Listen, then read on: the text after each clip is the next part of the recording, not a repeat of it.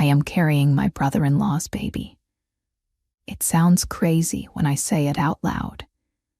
It sounds like a secret I should hide. But it is my life. My name is Jessica. This is my story. It is a story about love. It is a story about family. It is also a story about a big mistake. Or maybe it is not a mistake. I am not sure yet. My heart is very confused. I want to tell you everything. I want you to understand me. Maybe you have a secret too. Maybe you feel confused sometimes. Life is not always simple. Life is not always black and white. Sometimes life is gray. Let me start at the beginning. I married my husband, Mark, 5 years ago. I was 22 years old. Mark was 24. We were very young. We were very much in love. Mark is a good man. He is a tall man with kind eyes. He works very hard. He is a carpenter. He builds houses. He builds tables and chairs. His hands are rough, but his heart is soft. I loved him the moment I saw him. We had a simple dream. We wanted a small house. We wanted a dog. And most of all, we wanted children. I always wanted to be a mother. When I was a little girl, I played with dolls. I pretended they were my babies. I fed them. I dressed them. I sang to them. I knew that one day I would be a real mother. I talked about it with Mark all the time. We will have 3 children, I told him. 2 boys and 1 girl. Mark smiled at me. Whatever you want, Jessica, he said. I just want you to be happy. We were happy. For the first 2 years, life was perfect. We bought a small house.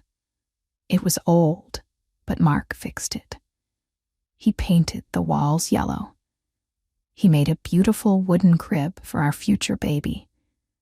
We put the crib in the empty room next to our bedroom. We called it the baby's room. Every day, I walked into that room. I looked at the empty crib. I imagined a baby sleeping there. I felt warm inside. But time passed. 1 year went by.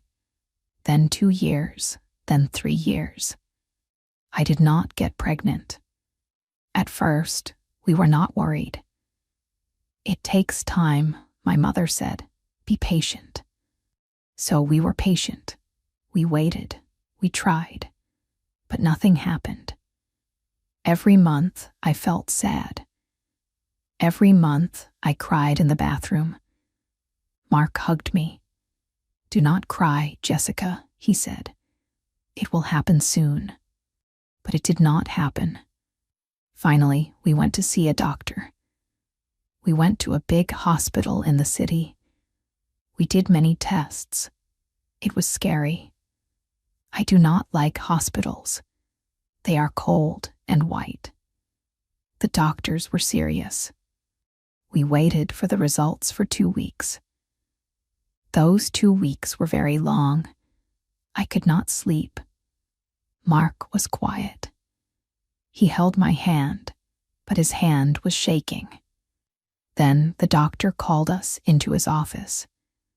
He sat behind a big desk. He looked at his papers. He looked at us. He did not smile. I have bad news, the doctor said. My heart stopped. I looked at Mark. Mark looked at the floor. Jessica is healthy, the doctor said. She can have children. I let out a breath. I was okay. But Mark, the doctor continued. Mark, you have a problem. You cannot have children. It is not possible for you. The room was silent. The silence was heavy. It felt like a stone in my chest. I looked at my husband. Mark's face was pale. He looked like he was in pain. He did not say anything. He just nodded his head. We drove home in silence. Mark drove the car. I looked out the window. The sun was shining, but my world felt dark. That night, Mark cried. It was the first time I saw him cry. He is a strong man. He never cries. But that night, he put his head in his hands and he sobbed. "I am sorry, Jessica," he said. "I am so sorry. I cannot give you a family. I am broken." It broke my heart to hear him say that. I hugged him tight. "No, Mark," I said. "You are not broken. I love you. We will find a way. We will be okay." But we were not okay. For months, our house was sad. The nursery door stayed closed. We did not talk about babies. Mark worked more. He came home late. He was tired. He felt guilty. I tried to be happy, but I was lonely. The dream of a baby was fading away. Then, one evening, Mark's brother came to visit. His name is David. David is Mark's younger brother. They look a little bit alike. They both have dark hair. They both have the same nose. But David is different. Mark is quiet and serious. David is loud and funny. Mark likes to stay home. David likes to go out. Mark wears work clothes. David wears nice shirts. David came for dinner. I cooked chicken and rice. We sat at the table. It was nice to have company. We laughed a little. It felt like the old days. After dinner, Mark looked at David. He looked nervous. "David," Mark said, "I need to ask you something. It is a big favor." David smiled. "Anything, brother, you know that. What do you need? Money? Help with the car?" Mark took a deep breath. He looked at me, then at David. "I cannot have children," Mark said. "You know this. Jessica and I, we want a baby more than anything. We want a baby that is part of our family, part of our blood." David stopped smiling. He listened carefully. "We talked to the doctor," Mark said. "We can use a donor.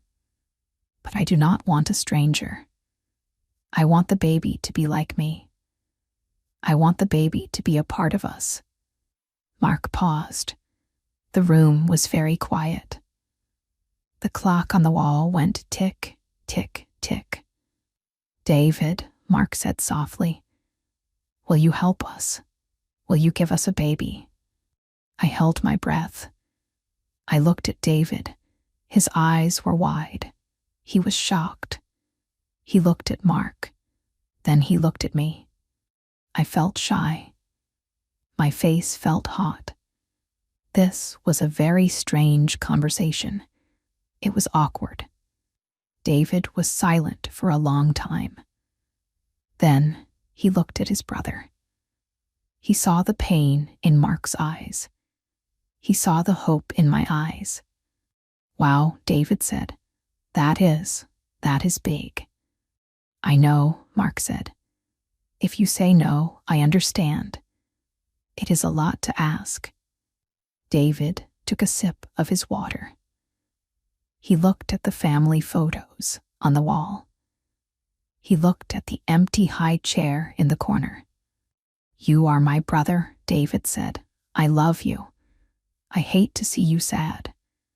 If this makes you happy, if this gives you a family, then yes, I will do it." Mark started to cry again. He stood up and hugged David. "Thank you," he said. "Thank you, brother." I smiled. I felt a spark of hope. "Thank you, David," I whispered. That was the beginning. The process was medical. It happened in a clinic. It was not romantic. It was science. David went to the clinic. Then I went to the clinic. The doctors helped us. We waited again. We waited for 2 weeks. Then I took a test, a pregnancy test. I sat in the bathroom. I looked at the stick. 2 pink lines. Positive. I was pregnant. I ran out of the bathroom. "Mark, Mark," I shouted. Mark ran to me. What is it?" "I am pregnant," I cried. It worked. Mark picked me up and spun me around. He laughed. I laughed. We were so happy. We called David. "It worked," Mark told him. "You are going to be an uncle." David sounded happy too. "That is great news," he said. "Congratulations, guys." For the first few months, everything was wonderful. I felt sick in the mornings, but I did not care. I was growing a life inside me. Mark was happy again. He started working on the nursery again. He built a bookshelf. He bought toys. But then things started to change. And this is the part where it gets complicated. This is the part where I ask myself, what have I done? Because Mark had to work very hard. Babies are expensive. We needed money for the doctor. We needed money for clothes and diapers. Mark took extra jobs. He worked on weekends. He left the house at 6 in the morning. He came home at 8 at night. He was exhausted. When he came home, he ate dinner, showered, and went to sleep. He was too tired to talk. He was too tired to touch my belly. But David was there. David lived near us. He was single. He had free time. He started coming over to check on me. "Mark asked me to help," David said. "He is worried about you being alone." At first, it was simple. David brought me groceries. He mowed the lawn because Mark was busy. He fixed a leak in the sink. "Thank you, David," I said. "You are very kind." "It is nothing," he said. "It is for the baby. It is for my nephew or niece." I liked having David around. The house was quiet when Mark was gone. David made the house noisy and bright. He told jokes. He told stories. He made me laugh. One afternoon, I was sitting on the sofa. I was 6 months pregnant. My back hurt. My feet were swollen. I felt ugly and heavy. David came in. He had a bag of food. "I brought you ice cream," he said, "and pickles." I heard pregnant women like that. I laughed. "That is gross, David, but I want the ice cream." We sat on the sofa and ate ice cream. David looked at my stomach. It was big and round. Can I touch it?" he asked. He looked shy. "Sure," I said. He put his hand on my belly. His hand was warm. Suddenly, the baby kicked. David's eyes went wide. "Whoa, did you feel that?" "Yes," I said. "He is strong." "He kicked me," David said. He smiled a big, beautiful smile. "Hello in there. It is me. Uncle David. He kept his hand on my stomach. He did not move it. We sat there for a long time. The room was quiet. I looked at David's face. He looked so gentle. He looked so happy. My heart beat faster. I felt a strange feeling in my chest. It was a warm feeling. It was a soft feeling. It was a feeling I should not have. I looked at David, and I did not see my brother-in-law. I saw a man. I saw the father of the baby inside me. Technically, he was the father. Biologically, the baby was half mine and half his. Mark was going to be the dad. But David was the father. I quickly moved away. I need water, I said. I stood up. David looked at me. His smile faded a little. Are you okay, Jessica? Yes, I said, just thirsty. I went to the kitchen. My hands were shaking. I drank a glass of water. Stop it, Jessica, I told myself. This is wrong. You love Mark. David is his brother. But the feelings did not stop. They grew. Mark was working so hard. I missed him. I missed his voice. I missed his time. But every time I wanted to talk, he was asleep. Or he was at work. David was always there. He drove me to my doctor appointments when Mark could not go. We sat in the waiting room together. People looked at us. They smiled. They thought we were a couple. They thought David was my husband. Your husband is very attentive, the nurse said to me one day. I opened my mouth to say, he is not my husband. But the words did not come out. I just smiled. Yes, he is, I thought, but I did not say it. David heard the nurse. He did not correct her either. He just winked at me. That wink, it made my stomach flip. We went for lunch after the doctor. We talked about everything. We talked about names for the baby. If it is a boy, I like the name Leo, David said. I like Leo too, I said. Mark likes the name John. John is boring, David joked. Leo is cool, like a lion. I laughed. You are bad, David. Do not talk about Mark like that. I am just saying, David said. He looked into my eyes. I want this baby to be cool, like his uncle. Or his father, I said. David went quiet. He looked down at his food. Yes, or his father. We had a connection. I could feel it. It was the baby. The baby connected us. We shared blood now. We shared a life. I started to dream about David.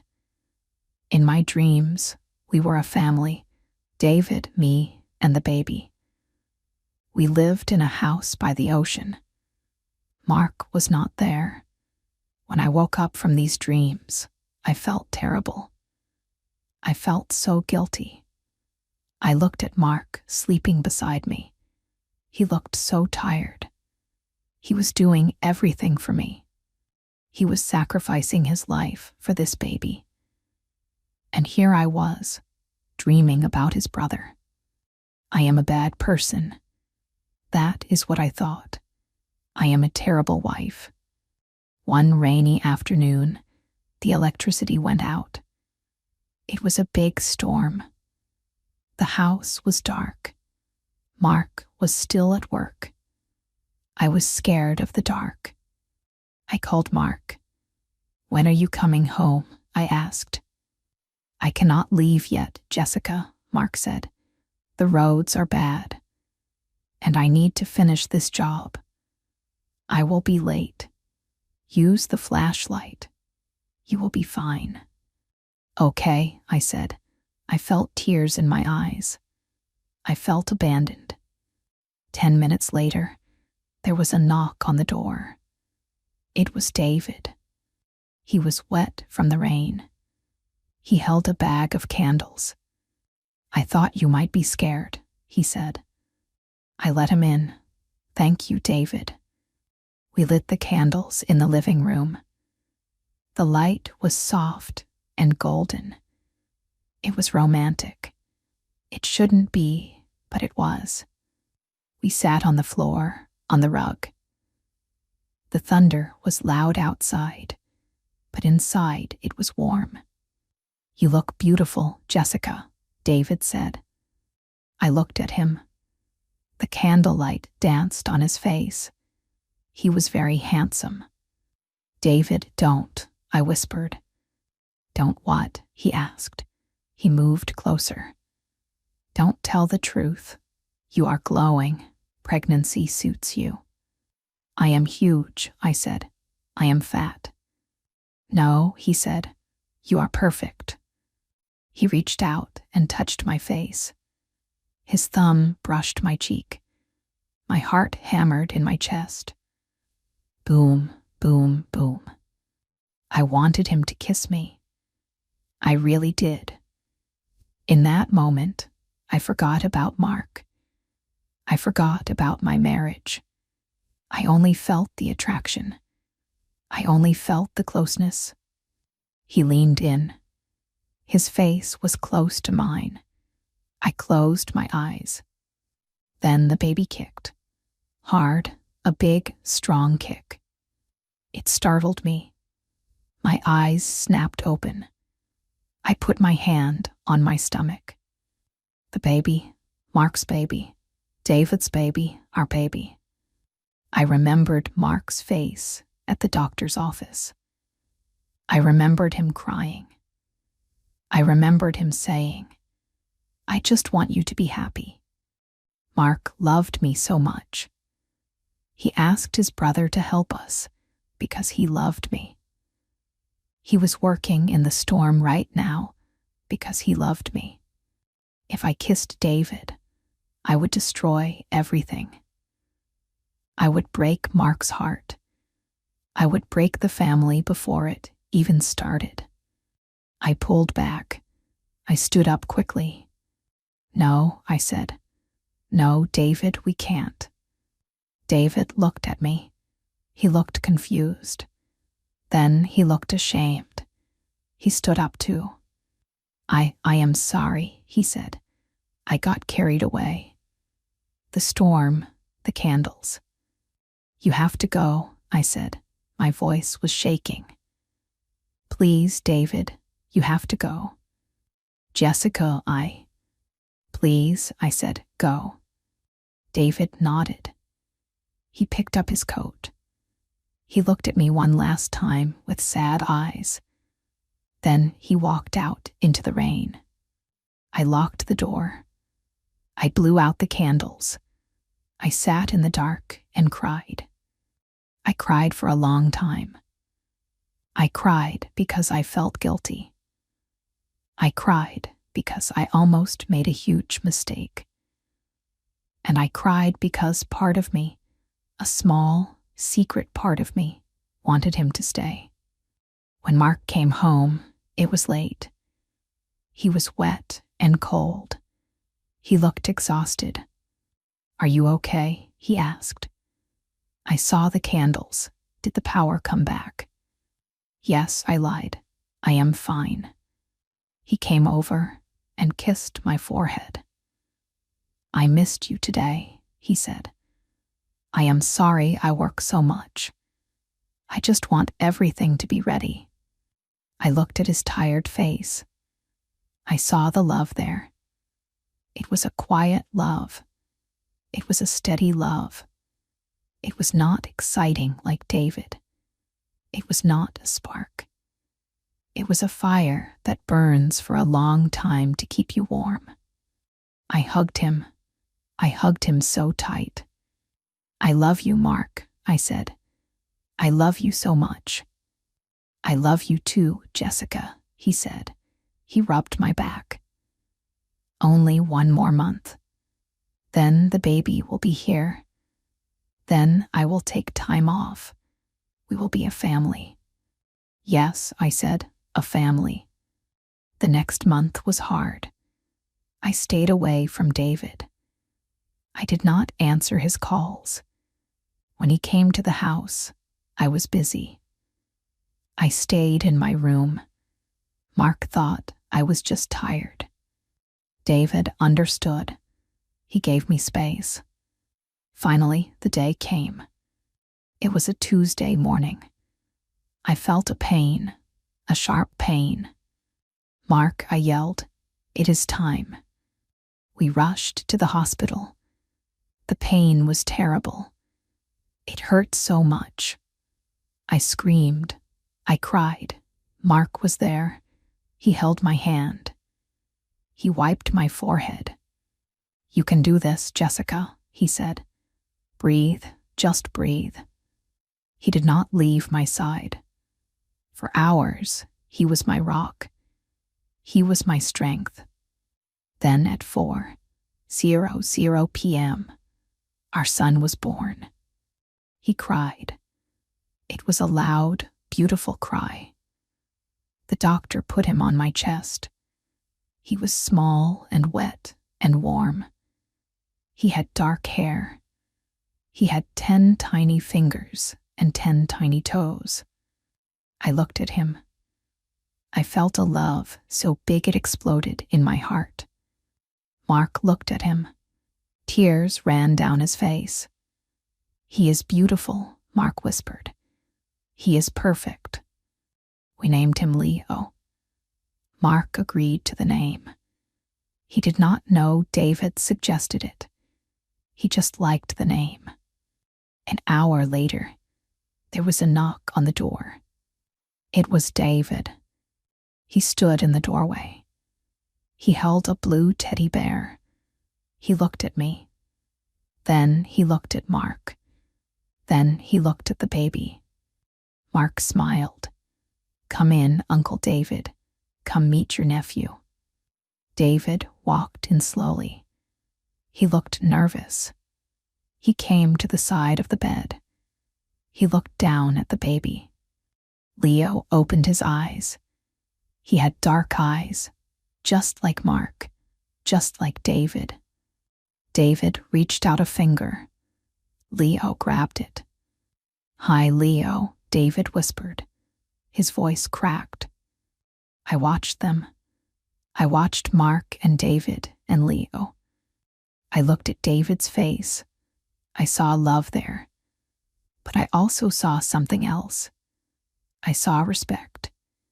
He looked at Mark holding the baby, and he smiled. A real smile. Not a flirty smile. A proud brother smile. And then I looked at Mark. He was glowing. He was the father. There was no doubt. He was the one who held my hand. He was the one who built the crib. He was the one who would raise this boy. My feelings for David changed in that moment. The romantic spark died. The confusion went away. I saw David clearly now. He was not my lover. He was not my partner. He was my brother. He was the uncle.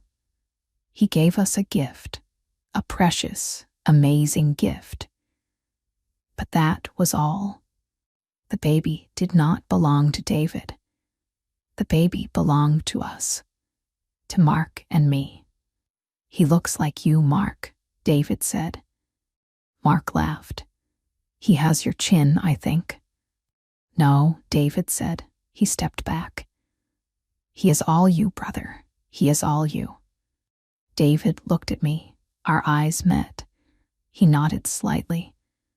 It was a silent message. We are okay. The moment has passed.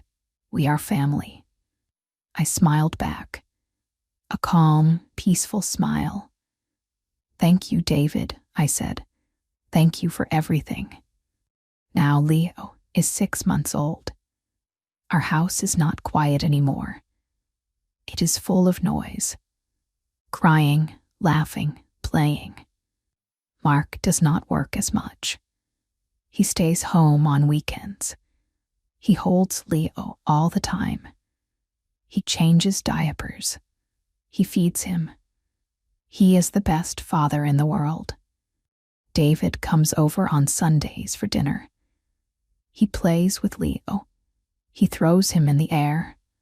Leo laughs. We all laugh. Sometimes, when I see David holding Leo, I remember that stormy night. I remember the candles. I remember the temptation. I ask myself, what have I done? And then I answer myself, I made a family. It was messy. It was confusing. It was almost a disaster. I had feelings I shouldn't have had. I almost made a terrible mistake. But I didn't. I chose my husband. I chose my loyalty. And because of that, we are happy. If you are in a situation like this, if you are confused, listen to me. Feelings are like the weather. They change. They come and go.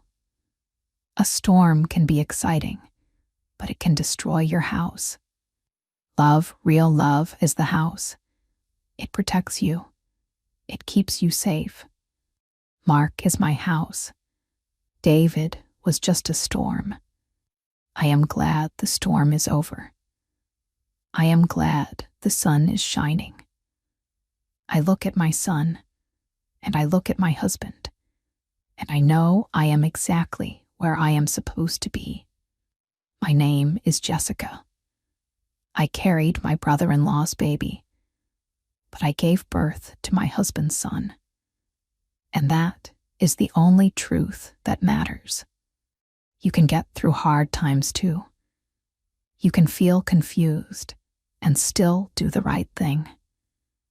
It is okay to be scared. Just keep going. Keep loving the people who treat you well. Thank you for listening to my story. I hope it helps you.